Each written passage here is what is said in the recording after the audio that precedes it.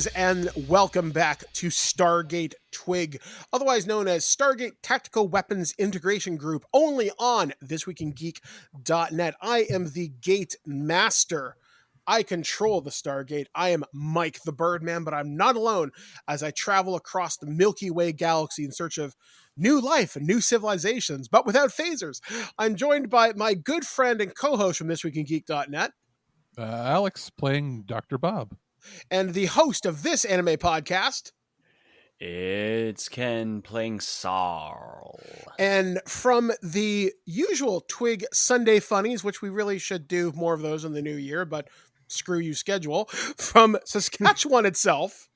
JT from Saskatoon playing Lieutenant Carter Hall of the Canadian Armed Forces. And finally, a former member of the Canadian Armed Forces and my next door neighbor, Mountain Man, and all-around zombie defense survival guy. It's Liam playing Ringo. That's right, guys. So we are back with our two Unas. I can't remember the name of Ken's species, and Carter, the lone human. Oh, and the NPC, which I will be playing as Captain Selena Rodriguez, the pilot of this group, but has no vehicle, so she's just here, and she's gotten her ass kicked by the strange New Jaffa Tiger Guards and the mysterious woman who seems to be with them as well. So when we last left our players, they were in the underground facility of the Formi and the Elder Cha, who seems to speak for their people. And from last time, we found out that the group that has been hiding in this underground facility is only numbering at about 500 of them, and a lot of them are in cryogenic sleep. Not all of them, though. Some of the families and some of the elders, as this is kind of a unique situation, as these people were at war up until fairly recently, and obviously civil war is not a good thing. There's a caste system here, all sorts of things you can read into, but they've decided to unite against the forces of the Guald, who are being led by a person named Charmunda. And unfortunately, the surface of their planet is deep within a nuclear winter, which evidently their weapons against the Guald did not work as effectively as they wanted them to.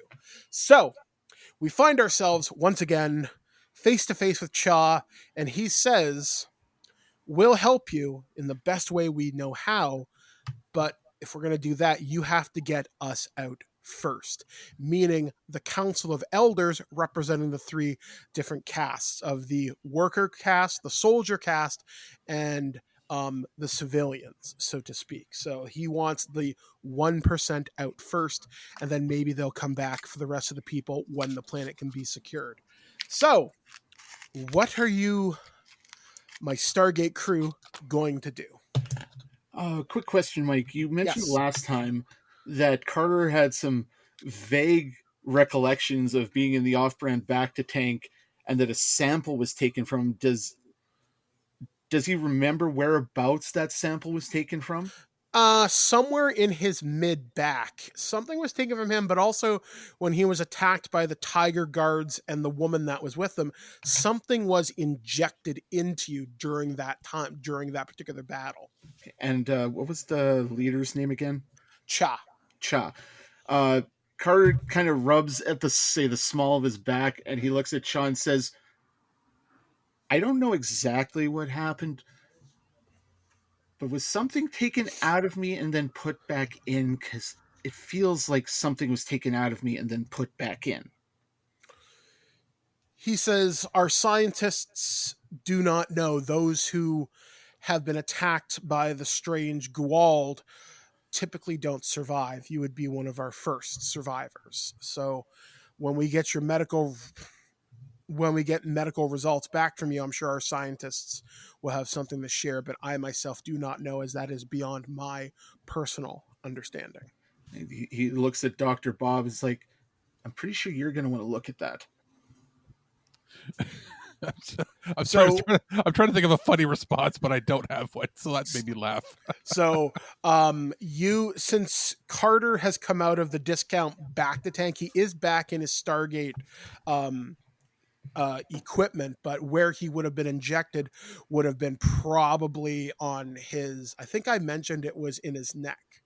Or back or something. He said back, but I mean, Carter wouldn't have a problem, pulling his vest off and rolling up his shirt to see if there's anything there. Do you wish to do any kind of medical examination? Yeah, yes, he vigorously nods his head yes. It looks like a pepperoni.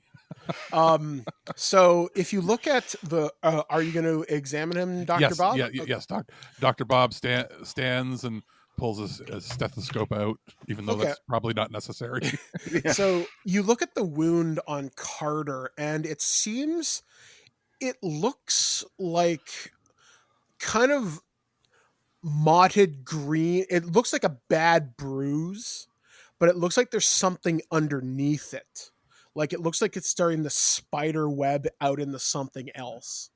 Like it looks not infected or anything, but it looks not quite right. In my medical opinion, ew. Yeah, definitely in your medical opinion. If you Ew, want to roll what that, Yes, I can roll that. Let me see. What can I roll for that? I have. That would be Medicine? I was going to say, would that be medicine or would that be insight? Maybe you could roll either or, whichever's higher. they're both +4, so that's fine. I'll roll that. So give me 1 second. Dice don't fail me now. Oh shit! Nat 20. So that's 24. Oh, thank Christ. Okay, so looking at the wound site and kind of probing it with some of the medical knowledge you know of the Tari, aka humans, definitely some kind of a foreign body has been introduced. You knew that already. You would likely guess there's something still in his bloodstream. Judging by the way it's interacting with his body, it's something that is definitely irritating the skin, definitely something that's irritating the injection site. Is it behaving differently, or does it appear to be behaving strangely since he's come out of that chamber? Is it affecting? Is it reacting to the healing process? It seems to be the only part of his body that isn't healing in the accelerated nature that the healing fluid would have. So this seems to be the only part of his body that isn't naturally healing. In fact, it seems to be like the process has been slowed down in some way. Okay. Give it to me straight, Doc. You can ask any advanced medical questions, and I'll answer to the best of my Gatemaster knowledge. Do we have a spork? Anybody have a spork?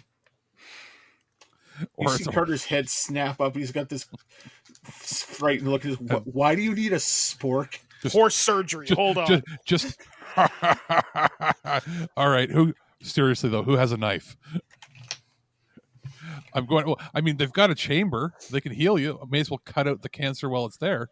Cancer, or whatever this thing is. I'm pretty sure horses aren't supposed to have this. Carter just starts mumbling to himself, "Join the military," he said. "Make a man out of yourself." He said, "I should have gone to work at Walmart." In all seriousness, you have some sort of foreign growth. I turn to... I don't know. Is there any medical experts You see another one of these scientists, one who's he's of the reddish kind of brown, looks more like the red panda type of the bear people that are there. And he goes, "I can help you. My name is Dr. Koo. We can take your friend back to our laboratory and see if we can help." All right. Let's. Are you willing to go there, Carter? And Carter is like, "No, I want to stay here and learn to play the ukulele." I presume the rest of the SG team's going to go, or strategy. I mean, we're not just going to let some bear Don't eat our friend. Don't eat our friend, please. If anybody's going to eat our friends, it's going to be either me or Liam.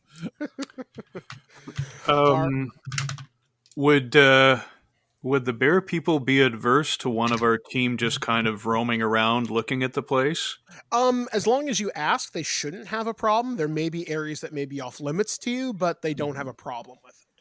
Okay, I'm just thinking Ringo has a +3 to perception, and that whole, kind of underestimate the Unas as the big, scaly, dumb guy. Okay. So maybe while the healing's taking place, I can just wander around, see what I can see. Okay, then. So we will change scenes in just a moment. I just have to take a note here. I'm just putting a name down for you guys. All right, there we go. Okay, so where do we want to go? Do we want to follow with Liam or with Oringo and see what you people can see, or do you want to go to Dr. Koo's lab? I'm going since I think Carter's I have as to the go to the leader. lab. Yeah, Yes. you have to go to the lab, and I'm going to the lab because he's my goddamn responsibility as the team leader. Okay, so we will switch scenes to the lab, and then we'll come back with Oringo with a brief interlude. Okay, so you guys go down this long hallway. It's starting to look very similar to where Carter was healed in the first place, which seems like it was more of a field healing facility to basically put people in and get them out fast. You go to a more advanced facility. There's operating tables. There are more of those tanks, but they look more advanced. The liquid in them is a vibrant red this time and looks kind of like, I guess the best way to describe it would be the viscous nature of the mood slime from Ghostbusters 2. It's a more advanced version of the healing slime that's So in like those tanks. like a thick neon blood. Yeah, like a thick neon blood. It's compatible with most carbon-based life forms, and I do say most. So Dr. Koo takes Carter and says, "Would you please step on the table, please?" And put on this. Kind of gives you what would be like a lead vest, like with what they would give you in an ER. And as I put this over you, it will allow us to examine you a lot more closely. And Dr. Koo asks Saul and Dr. Bob to come to this other room where they can look through this kind of like an imaging scanner screen. And Dr. Koo says, all right, Carter, human, Tori, please don't move for the next minute. Um, so, Carter, I presume you're not going to move a friggin' muscle? Nope. Okay, so you feel this strange electrifying sensation flow through your body. It's almost like you walked into a room with high generation power. You can just feel it vibrating through the air. It kind of tingles, it kind of tickles. And you feel a little lightheaded. So Koo, Saul, and Dr. Bob start looking through the imaging scanner, and you start seeing microscopic versions of his body start to come up on the screen. So you'll see basically it does like a 3D model of the body, and you start taking away layers. You can take away his shirt, take away his skin, muscular. Basically, you can go through each of the systems in his body. So around the injection site, you do notice there is something foreign definitely there. And as you zoom closer into it, it kind of does this like, I guess the best way to describe it might be a hologram pops out of the screen and you can manipulate it in the air. Like you can actually use your hands and turn it and examine it. Like in Iron Man with Yeah. Tony working on Yeah, his table. it's very Iron Man-y. Yeah. So when you start examining it, you start noticing something has dug itself into the bone marrow of Carter. Ooh. And it's metallic in nature, though its exact metallicity is unknown. It's an unknown element that doesn't appear on any periodic table that the four me have. Does anybody here have a knowledge of science or anything like that? I guess Dr. Bob would probably be the most qualified here. I it will would be double Bob. check. I'm pretty sure I have. Because you would understand basic science. Yeah, I have a +2 to science. Okay, so roll your science. Okay, 1 second. Alrighty. Roly poly. And 8. Okay, so it doesn't look like anything upon the UNAS understanding of science, which is admittedly very basic. And from what you understand of the Earthling science, it doesn't correspond with anything on their stuff. Dr. Koo is going to roll his sciencey bit, and he gets a 18, and he goes, "Well, this is strange." and he starts examining it, zooms closer and closer in, and you can see something in the bone marrow is emitting a very low frequency carrier wave, some kind of a transmitter. Oh no. And I you're think- not quite sure what it's broadcasting. I think we need to remove your bones. And he doesn't move, How- but you just how- see his eyes bug open and look towards the rest of you. How attached are you to your bones? I put my hand on Dr. Bob's shoulder. No, we do not need to remove your bones. Even that one, the spine. Does he really need the spine? Yes, he needs the spine. Oh, fine then. We'll find. Can we scoop it out with like an ice cream scoop? And you see the dirtiest look on Carter's face aimed squarely at Dr. Bob. Dr. Koo looks at Dr. Bob and says, "What is ice cream?" Tasty cold. He nods his head. Okay. Tell me. Okay, tell me I'm wrong. Is ice cream just not tasty cold? It's true. It's tasty, sweet, cold. I mean that's okay. Wait, okay, I- a snow cone is tasty If you cold. could read Carter's thoughts, he's like, I'm going to die by Dr. Ben and Jerry's. Christ.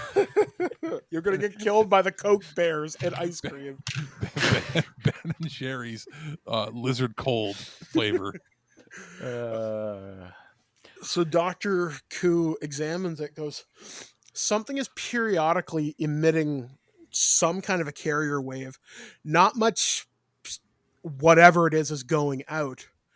But examining it a little bit further, he looks at it, goes, something is, I don't know, I'm going to have to take a sample out of your friend's bone marrow. He looks at, Dr. Koo presses a button and a small floating machine comes out of the ceiling. It's very much like a drone, but it just kind of floats there. It instructs you in near perfect English, Carter, and says, please hold still. You feel a small prick near the site of the injection. You feel it's not a pleasant feeling having bone marrow extracted from you. He's But doing his best not to wiggle. so it grabs the sample, floats back into the ceiling, and then the drone then informs Dr. Koo sample should be examined within the hour. Within a cycle, it says. Dr. Koo says, okay, Mr. Carter, you may take off the vest. Carter gets up, takes the vest off, lays it on the table, looks at Dr. Bob, is, what is your obsession with removing my bones? I mean, I don't see what the big deal is. I need them. Indeed, So to it just walk basically upright. goes, don't worry, he does that to everyone. Humans are always whining about things. Oh, stop, cutting me. Stop tearing me apart. I need my bones. Like, weak people. All right, so Dr. Koo says, well, while we wait for the samples to process through our supercomputer, is there anything else I could help your team with? Are there any questions I can answer for you? I'm going to assume once you've analyzed the sample, then we can figure out whether or not you can extract this stuff.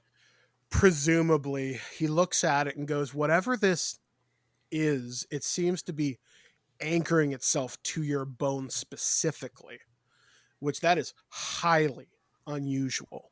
We've never quite seen this or at least in my 200 years, I've never seen anything quite like this. I'm going to turn into the goddamn Borg, aren't I? He starts to kind of look at it, and it's like, it's strange. It's almost like, and he just kind of shuts up for a minute.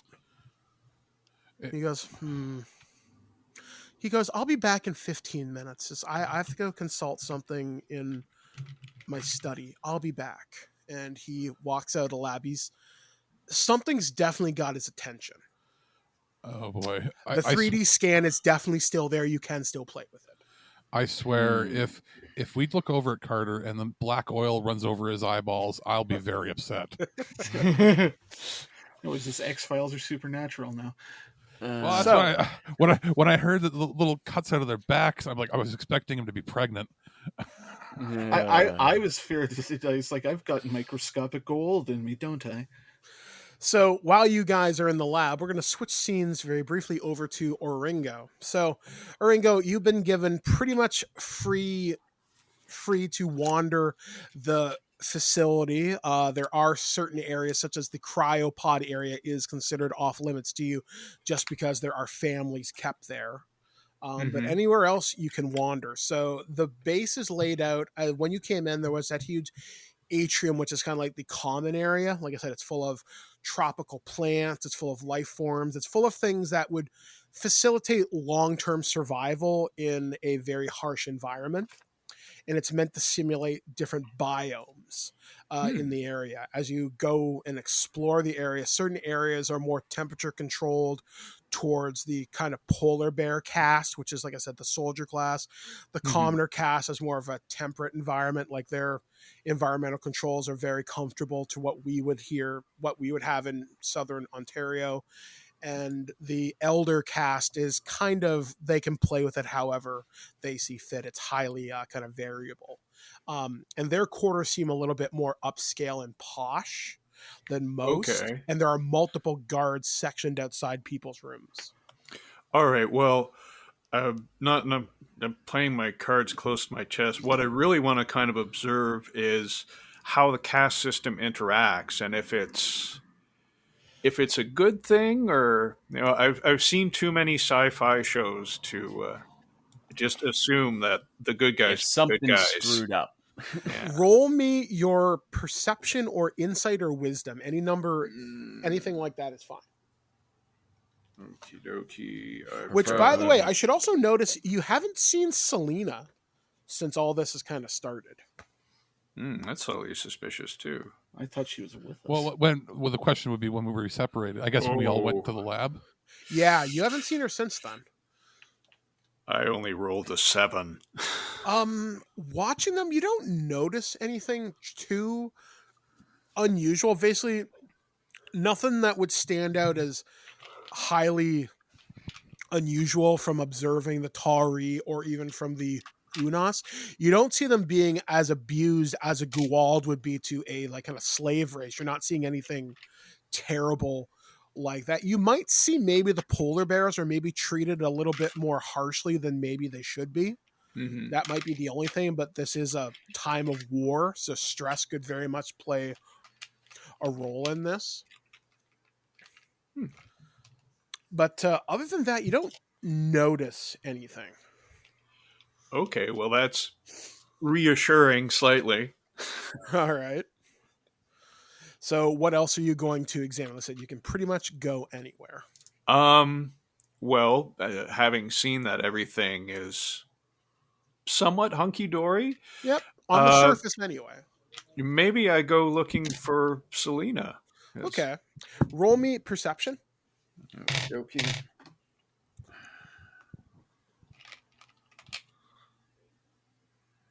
Ooh. With my +3, I got a 20. Okay, so you start wandering towards the armory area of this base where would the polar bear barracks sort of be, and you go down there, you see a bunch of the guys in various states of undressed from their like kind of power armor. Some people are just wearing their bottoms, some people just have the outer shell ready to go so they can just kind of jump right back in. But as you go down to the weapons area of this place, you do find Selena, and you see her talking with another scientist type, and you can hear welding sounds. Ooh. Like you hear that sort of thing, and you walk around the corner, and you see Selena being mounted into one of those power suit frames. Ooh, of her own free will, or of her own free will. She's like, yo, Ringo, check this out. shiny. And the best way to describe her armor the best way to think about it is think of the Fallout 4 power armor. That would be a very good approximation of what hers looks like. I was Okay, very, so- very worried that you were going to say, she turns and goes, "Who are you?" She But, opens her mouth and just like a dial tone scream. So it's like a weaponized salamander dive suit. Yeah, the best way you look off in the corner and you can see how they're making these things. You see this giant foundry-like machine. It'd probably be about a couple of bookcases tall, Mhm. but you can hear all these whirring and buzzing noises, and it seems to be a hyper-advanced 3D printer. Neat. So it can pretty much make anything as long as it has plans for it and specifications for it, given their future tech level. So she goes, yeah, they kind of said we need a little bit more firepower. And, well, I definitely volunteered. Probably should have told Saul. Whoops. I'm sure he won't mind once he sees the suit. She goes, yeah, it's definitely going to give us something to stand up against those Jaffa, but even I don't know if it's going to be enough. I haven't seen any of their more advanced weaponry yet. My people have stories of these tiger guards. She goes, what are you not telling me, man? I don't know. They seem to wipe the floor with us. When the ghoul emerged from the cursed swamp and took my people, we were spread like seeds across the galaxy. So our stories are fragmented, but they're tales of these tiger guards and mutilations to Unas and Jaffa alike. She goes, well, hopefully we'll be able to mutilate them back. A guy walks around the corner, another one of the polar bears. He looks like he's seen some shit. You see part of his fur is missing, one of his eyes is missing. And he comes around the corner and goes, you must be the Tari team. He looks you up and down. You are Unas, correct? Correct. I might have something for you that might perhaps change, hopefully, all of our fortunes if everything works out right. He leads you down a series of facilities. You see like a bunch of, I guess the modern equivalent would be weapons cages. Basically, you see various projectile weapons sort of thing, stuff you've never seen before. But he hands you something, and it's a long rifle that looks like it would be built for someone of yours and Dr. Bob's hands. It would be equivalent to, I guess, a very small SMG in your hands. In Carter's hands and Saul's hands, it would be like a assault rifle. Oh, nice. And he goes, we have some of these. These seem to be effective against the Jaffa, but not the others that are traveling with them. These will be most useful. He goes, they only have approximately 50 charges in them, and then they have to be recharged, but they do seem to do damage against the Tiger Jaffa. We'll call them to make our shots count. We have noticed they disrupt electrical systems. They seem to deal something to highly advanced electronics. But for some reason, it hurts those Jaffa. We've never been able to successfully capture a corpse to tell you why it works, but we know it does. It's enough to drive them off temporarily. The Tauri have a weapon they call electromagnetic pulse. Perhaps this works on the same principle. So he hands you one of these things. Like I said, it has at the end of the weapon kind of looks like a pine cone emitter, like it's like kind of wrapped in like a metallic shroud. You see a digital counter which does display how many shots are left. It's not quite in numerics that are Earth-based, but if he said 50, he understands your numerical system, so you would just have to watch that counter. Mhm. He goes, we issue these to our search and rescue teams. We can issue some of these to your team. As for the power armor, your friend there seems to be the one who could benefit from it the most. She's familiar with piloting these machines made of metal, which sometimes I simply prefer my claws. He goes, we have reservations about handing over so much technology at once, but what the elders are not telling you is the situation is a lot worse than what you probably realize. Your friend tells us that the war against the Guald and your people go well. Against ours, it does not. And they're looking for something. They didn't just come here by random chance. Your people do possess some superior technology. Like gold, lust after it, but there must be something more. Perhaps they seek the mother computer. That's the only piece of technology they haven't been able to get their hands on. They have all of our weapons tech.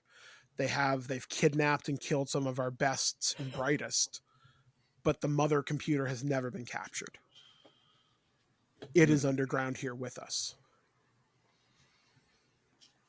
And it has been here long before us.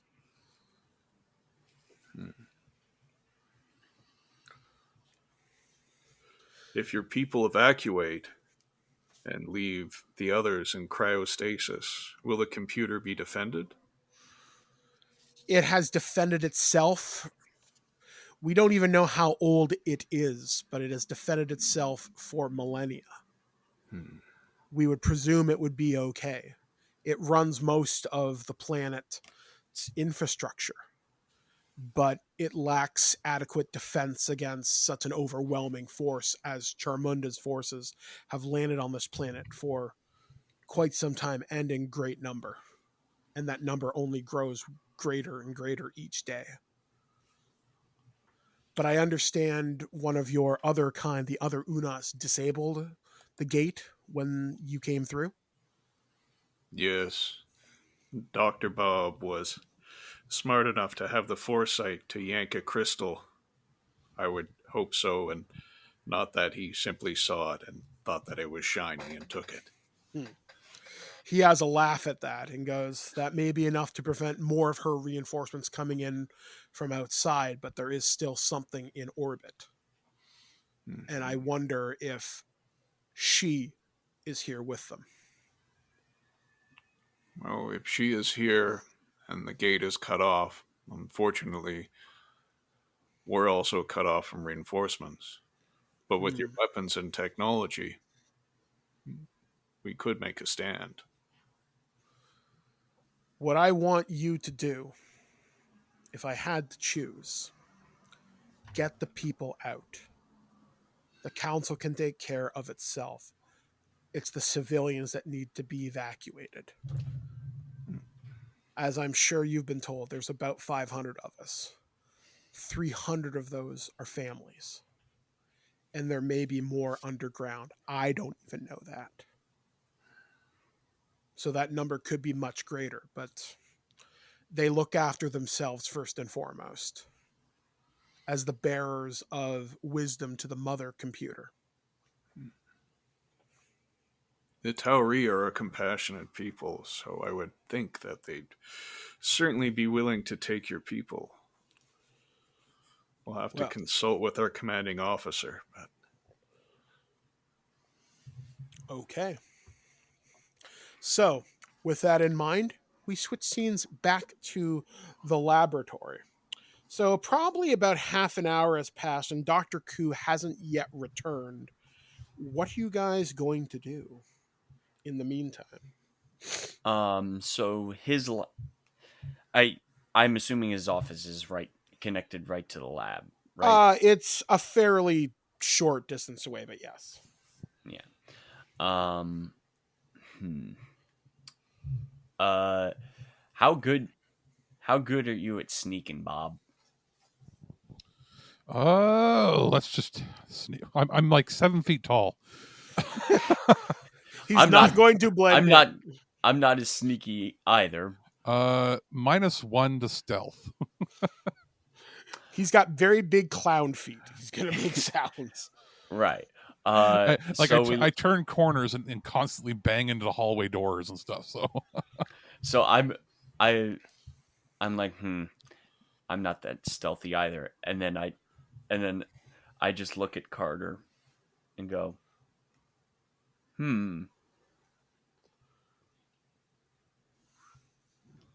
Carter looks at you as like, yes, I am a darn sight sneakier than Dr. Bob.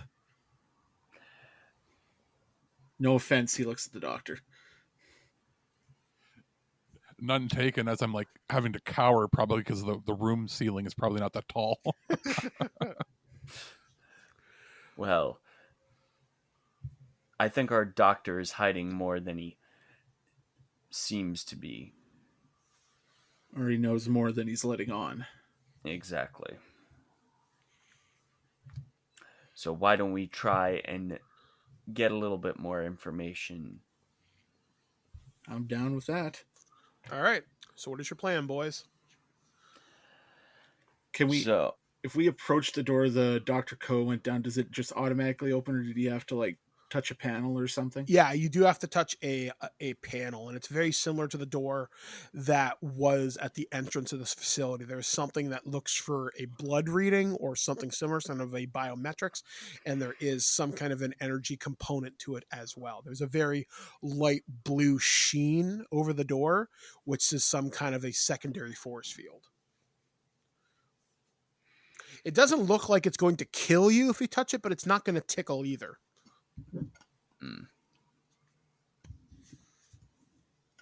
Doctor, would you care to help me in an experiment? I'm assuming you're talking to me, Dr. Bob? Yes, Dr. Bob. Yes. Carter points at the panel. Touch that, please. Okay. I will do that. I will touch the panel. Thank you. And I go to touch the panel. All right, you touch the panel. Nothing happens.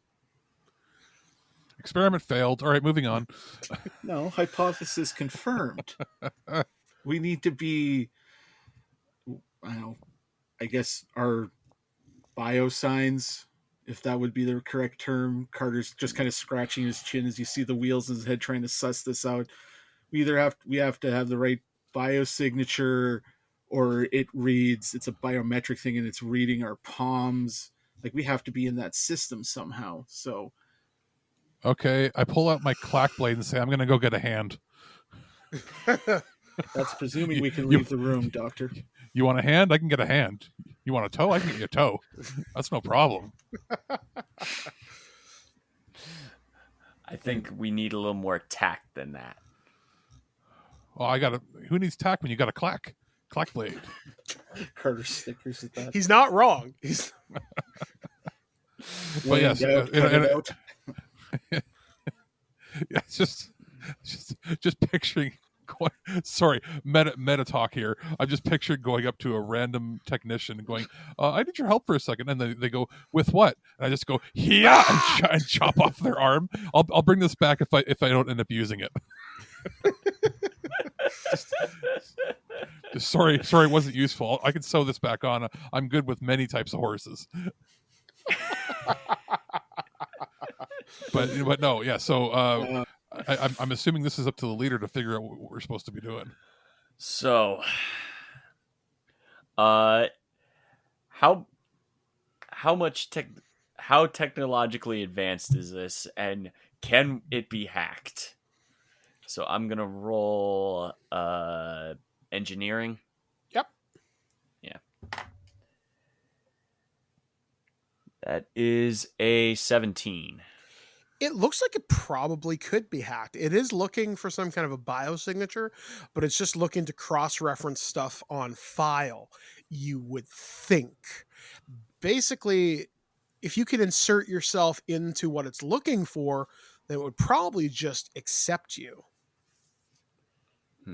I don't think any of us like. I don't have engineering. I don't know if one of us is actually like a pure scientist or engineer.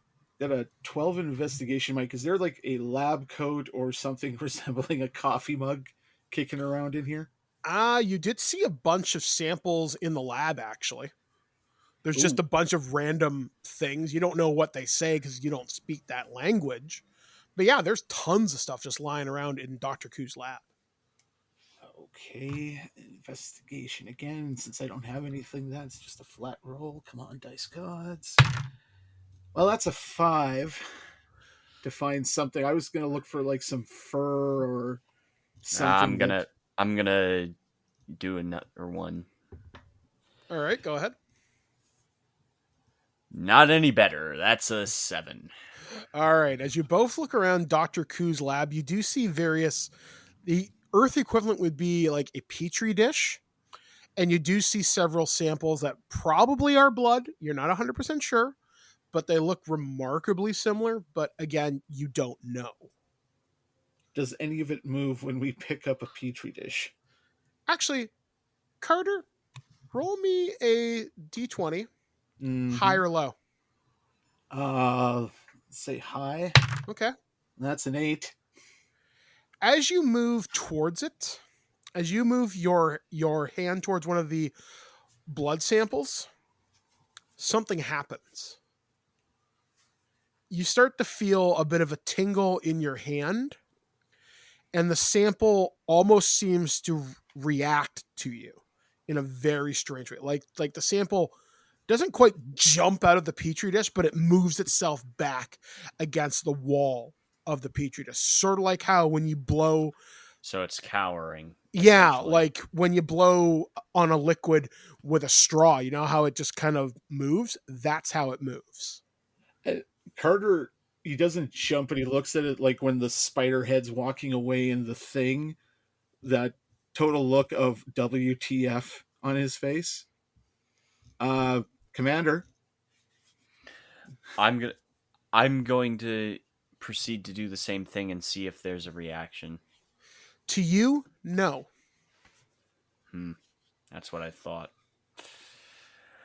Whatever's got injected in you is having a reaction to this thing.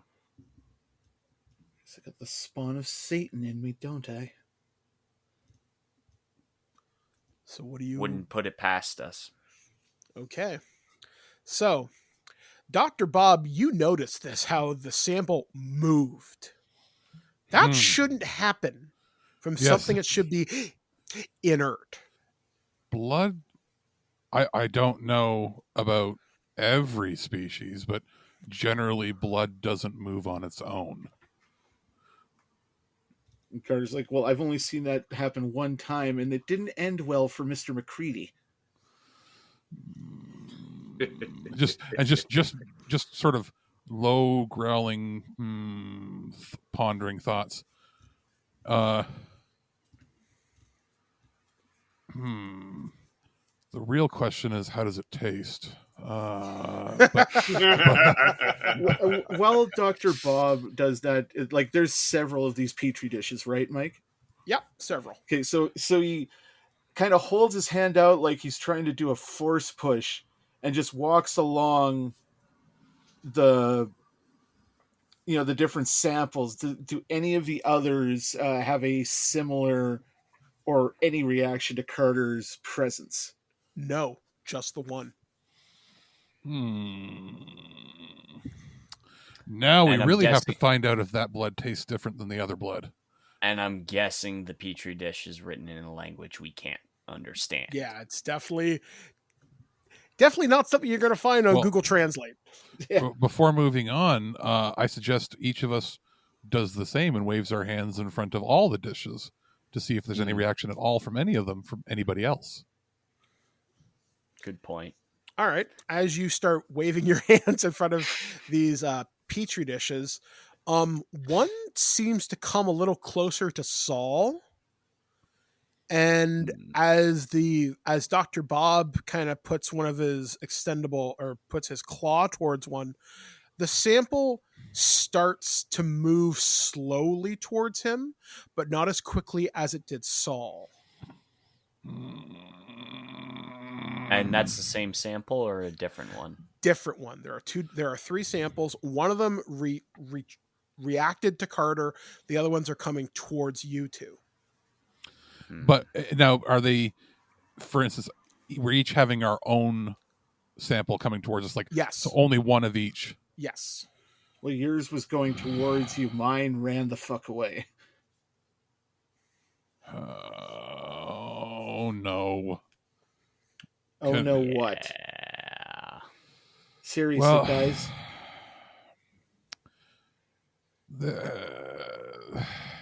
I think your theory of nano Borg indoctrination might be a little on the money. I think there's crap. Is there a microscope anywhere in here, or what would be the equivalent of a microscope? Yes, there is also that vest, which would work very, very similar if you could figure it out. But is there just like a basic microscope that I can look at? Yes. All right, I'm going to grab one of the vial that's not reacting to me. Okay. Maybe Saul's one. And I am going to look at it under the highest magnification that I possibly can. Okay. So roll me your science. All righties. Rolling science now. Science, don't fail me now. And we are at 16. All right. As you examine it, you do, under the highest magnification, they do look like tiny robots. They seem to be attaching themselves to white blood cells and red blood cells, attaching themselves. And then they're doing something you've never seen before, but they are attaching themselves. Can Carter take a look at these things? I think we have an Akira situation. Yeah. But yes, I'm like, I know for sure blood isn't supposed to do that. So Carter takes a look. Did they look like the replicator spiders, Mike? No, actually, you would say they're not entirely. There are some very basic similarities. Actually, everybody roll me a science. Everybody. And then I'm going to go back to Oringo and Selena. Just a straight roll? 17. Okay. 15. 18. Looking at it between Saul and Dr. Bob and even Carter, there are some weird similarities to replicators, but it's almost like it was a proto replicator. Like somebody built the replicators on top of this. It's sort of like a Model T to a Ferrari. Like the tech is there, but it's something way different.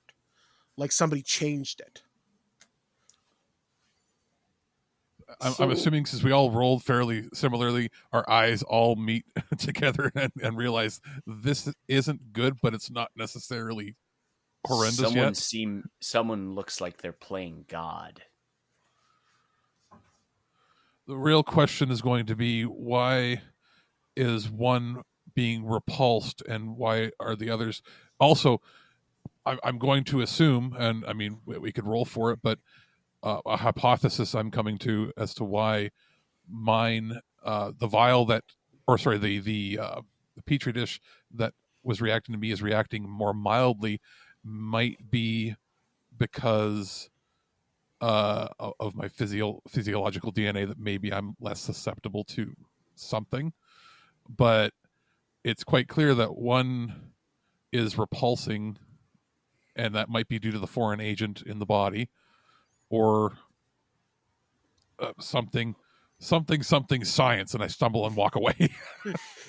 something science. I literally, Dr. Bob says something science and walks away frustrated. Can I look at the sample that was like that went double time towards Dr. Bob? You can. Okay. So roll an investigation, or just when I look at it, does it look in any way organic versus the Mechanical? nano. Yeah. There are some biomechanical bits to it. Like, it looks like something out of a comic book back on Earth. It doesn't look like the So- replicator briefings you've ever been given. So what you're saying is it looks, because I remember, just to be safe, I looked at Saul's one, and Carter's now looked at Saul's and is now looking at my vial. Do the particles or the entities look different? No, they are remarkably similar. Okay, so at least we've come to the conclusion that they are not making a personalized, whatever this is. It's not a personalized virus or attack. This is something that's a universal thing that if we can solve what it is, we'll solve it for all of it. Because we would be in a very different situation that would involve me wanting to burn down the whole building if each one of us had a personalized virus. No, thank you. Yeah. So what we're gonna do is we're gonna heat up this wire and stick it in the goo. But what are we? I'm gonna look back at the entity that's in Carter, just the model, and kind of see if we can compare it. It looks similar to what's in the petri dishes, but there's enough differences to say, oh, that's a model A1, that's a model A2. Just as you're having this conversation, something happens, and this is where we go back to Oringo. You are knocked off your feet by a monumental explosion. But Jesus. it's great egg. So, as this happens, you are knocked off your feet, and all the other formy soldiers start going for their weapons. They start going, "What the fuck was that?" in their language. And alarm klaxons start kind of going off. And the bear war master is what I'll call him. He calls himself Gnaw. Says, "There's been a breach at one of the outer walls. We have to go. We have to go now. Are you with us?" We're with you. All right. So, as he says that, he takes a brief pause, goes into the barracks, loads up into his power armor without his helmet, grabs one of the new rifles off a table, and he says to you and Selena, "So you are aware, this may be an entirely one-way trip. This is to buy the civilian time. If they've breached what I think they've breached, this is a one-way trip for all of us." Well, So we all survive, or we don't. as he says this, you will run down a very long hallway, and then the hallway starts to get less and less advanced. Like you start going into the rock face, and as you enter, you start going down cave. You start going down into a deeper cave, which is lit by emergency lighting and hanging kind of lantern sort of thing. And you see a energy barrier, which is that blue shimmering force field you saw that was lowered at the beginning. And there's just one wall being held by this force field. And on the other side of the force field, you can see probably about 10 to 20 Jaffa firing staff weapons at it. And each successive hit, the wall starts to shimmer less and less. And what are you going to do? Is Selena with me? In the Yep, power she's in her armor. She's got her she's got this fancy bear-like helmet on, which, like I said, she looks like a giant Coke bear made out of steel.